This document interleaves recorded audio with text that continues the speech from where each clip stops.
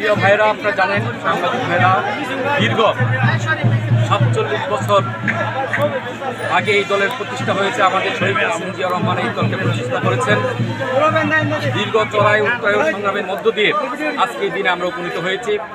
আপনারা জানেন এই বিএনপি জন্মের পর থেকেই বাংলাদেশের একটা নতুন অধ্যায় সৃষ্টি হয়েছে। শহীদ প্রেসিডেন্ট জিয়া রহমান যেমন স্বাধীনতার ঘোষণা দিয়ে দেশকে মুক্ত করেছেন এবং এই দলকে প্রতিষ্ঠিত করে বাংলাদেশের গণতন্ত্রকে নতুন রূপ দিয়েছেন। আজকে এই বিএনপির জন্মদিন। আজকে এই দিনে আমি শহীদ প্রেসিডেন্ট জিয়া রহমানের বাংলাদেশে বিগত 15টি বছর একটি দুর্বিষহ অবস্থা ছিল। সেই দুর্বিষহ অবস্থা থেকে বিএনপি দীর্ঘ 17 বছর আন্দোলন সংগ্রামের মাধ্যমে একটি ছাত্র জনগণ অভ্যুত্থানের মাধ্যমে আজকে অবস্থা সৃষ্টি হয়েছে। আজকেও যে অবস্থা, এই বিএনপি সারা বাংলাদেশে যে বিশৃঙ্খলা, যে ষড়যন্ত্র চলছে, বিএনপি দল হিসাবে বাংলাদেশে এখন বিএনপি সবচেয়ে জনবহুল দল, সবচেয়ে জনপ্রিয় দল।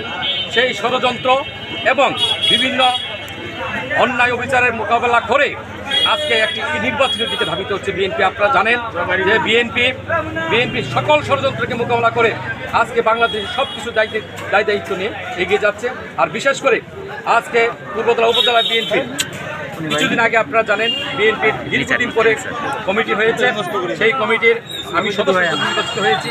আজকে সেই কমিটির হওয়ার পর আজকেই প্রথম একটি বর্ণাঢ্য র্যালি প্রতিষ্ঠিত হয়ে যাচ্ছে। তার নেতৃত্বে আমি দিচ্ছি। এই বর্ণাঢ্য র্যালিতে পূর্বতলা উপজেলার বিভিন্ন ইউনিয়ন, বিভিন্ন এলাকা, বিভিন্ন অঞ্চল থেকে হাজার হাজার লোক এসেছে।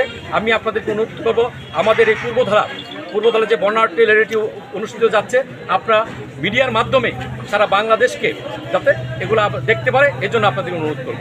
সবাইকে ধন্যবাদ।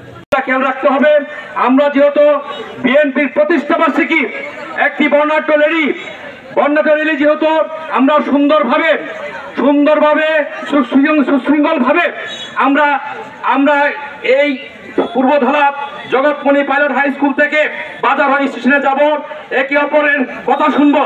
আমরা কারো সাথে মত পার্থক্য করবো না, যে কথা বলবে তাই শুনবো।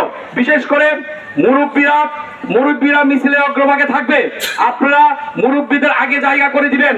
প্রিয় ভাইরা, আমরা আজকে আপনারা জানেন পূর্বদলা উপজেলা বিএনপির অনেক দিন পরে উপজেলা বিএনপি কমিটি হয়েছে। সুতরাং আপনারা সুন্দরভাবে যদি একটি মিছিল দেখাতে পারি, জেলার নেতৃবৃন্দ আমাদেরকে সাধুবাদ জানাবে।